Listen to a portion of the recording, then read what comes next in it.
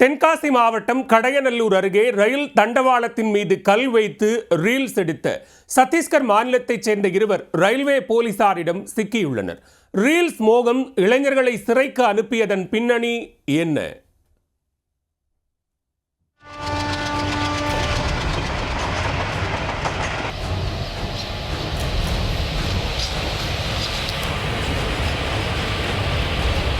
கடந்த மாதம் 25ஆம் தேதி இரவு செங்கோட்டையில் இருந்து சென்னை நோக்கி பொதிகை எக்ஸ்பிரஸ் ரயில் விரைந்து சென்று கொண்டிருந்தது.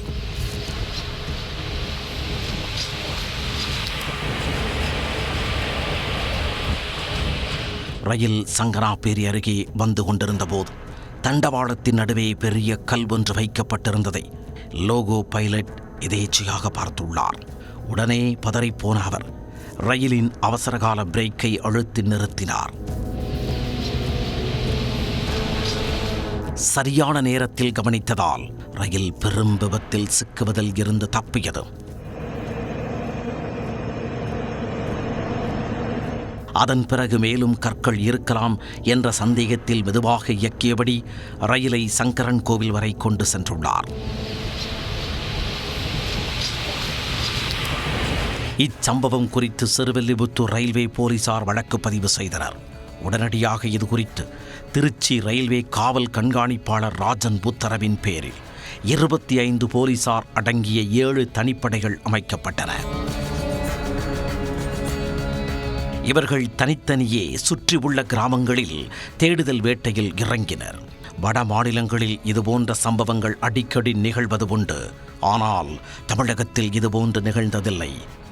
அதனால் சதி வேலையில் ஈடுபட்டவர் யார் என்பதை கண்டுபிடித்து ஆரம்பத்திலேயே தடுத்துவிட வேண்டும் என்ற நோக்கில் போலீசார் தீவிரமான விசாரணையில் இறங்கினர்.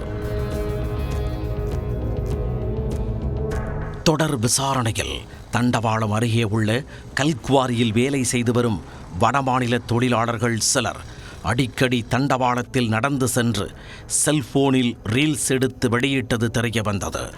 உடனே தனிப்படையினர் கல்குவாரியில் வேலை செய்து வரும் வடமாநில தொழிலாளர்களை அழைத்து விசாரணை நடத்தியதில் சத்தீஸ்கர் மாநிலத்தைச் சேர்ந்த பல்சிங் பகேல், ஈஸ்வர் மைடியா ஆகியோர் ரீல்ஸ் மோகத்தில் தண்டவாளத்தில் கல் வைத்து ரீல்ஸ் எடுத்துள்ளது விசாரணையில் தெரிய வந்துள்ளது.